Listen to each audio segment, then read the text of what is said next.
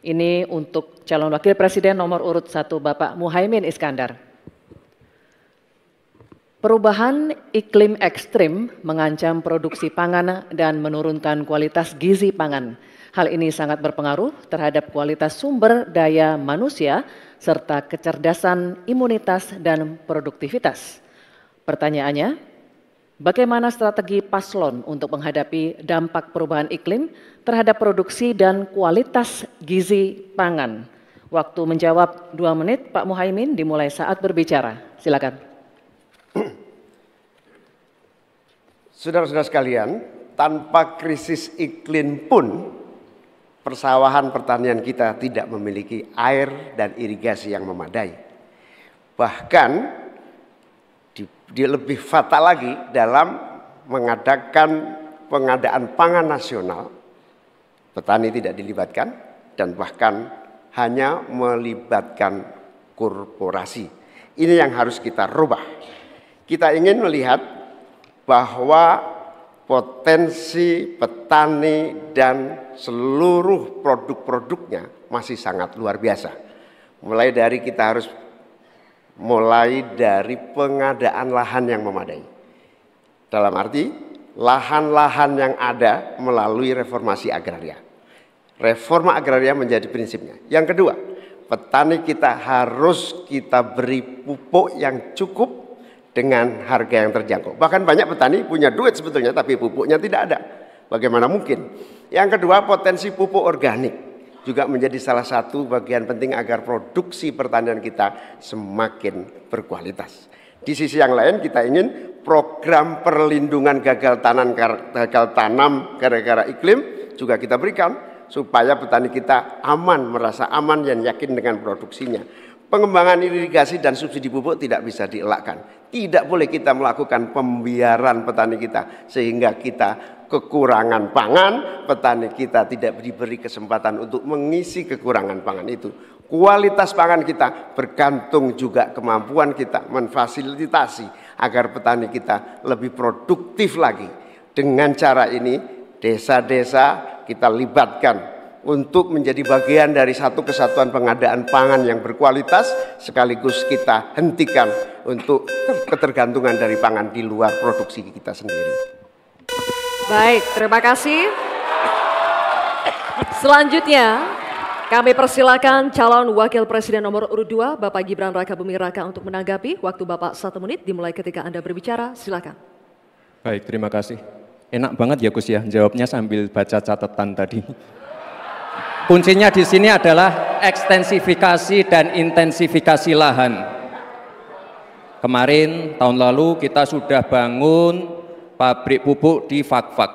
Kuncinya untuk meningkatkan produktivitas ya kita harus genjot kawasan industri pupuk. Kita dekatkan pupuknya dengan lahan-lahan pertaniannya. Kuncinya pupuk dan pupuk harus didekatkan dengan lahan-lahan pertanian. Otomatis produktivitas akan meningkat. Dan jangan lupa mekanisasi.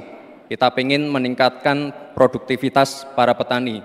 Pakai RMU, pakai combine harvester, dan juga kita melibatkan generasi muda melalui smart farming. Pakai IoT untuk melihat pH tanah, keasaman tanah, kesuburan tanah, dan juga penggunaan drone untuk penyemprotan pestisida. Terima kasih. Baik, terima kasih. Terima kasih. Baik, kita lanjutkan Bapak-Bapak. Oke, selanjutnya. Kita lanjutkan ya Bapak Ibu.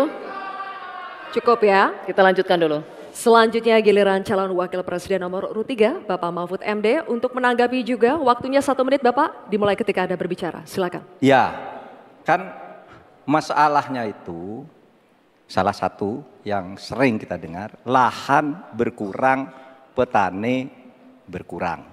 Orang desa tidak mau lagi menjadi petani karena justru rugi. Terkadang kalau mau ingin mendapat pupuk bersubsidi dipersulit bukan main dan harus beli ke tengkulak. Nah di sini problemnya sebenarnya bagaimana penegakan aturan-aturan itu. Kami di Jawa Tengah itu pernah punya program di mana Pak Ganjar waktu jadi gubernur waktu itu membuat 2 badan usaha milik petani. Yang itu efektif untuk membantu petani saling menolong, menggarap tanahnya sehingga dia kerasan di desa. Yang saya tanyakan, kebijakan hukum apa yang akan dilakukan untuk mengatasi masalah ini? Terima kasih. Baik, terima kasih Mahfud MD. Cukup. Kita teruskan lagi ya. Kita lanjutkan dulu ya. Kita teruskan Kita lagi lanjutkan debatnya. Cukup.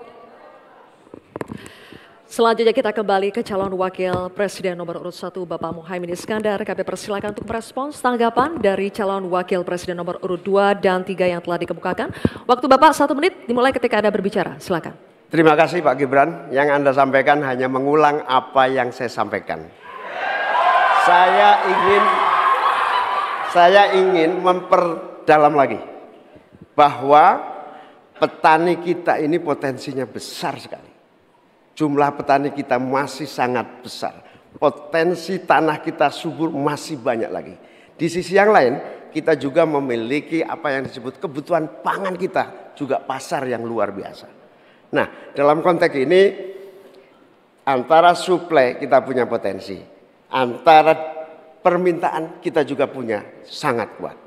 Oleh karena itu, pemerintah tidak boleh diam, turun tangan, jangan terlalu normatif mengatasi keadaan. Untuk Pak Mahfud, saya ingin menyampaikan bahwa seluruh perangkat undang-undang yang menyangkut perlindungan petani dan produksi kita sebetulnya lengkap. Tinggal implementasi saja dari seluruh proses hukum yang kita miliki. Kemauan politik, kesungguhan, tidak mengabaikan petani yang penting. Terima kasih Bapak Muhaimin, waktunya habis. Ya. Baik, kan memberikan apresiasi. Bapak Ibu sekalian, tuntas sudah segmen kedua kita. Ini saatnya kita berikan apresiasi kepada ketiga calon wakil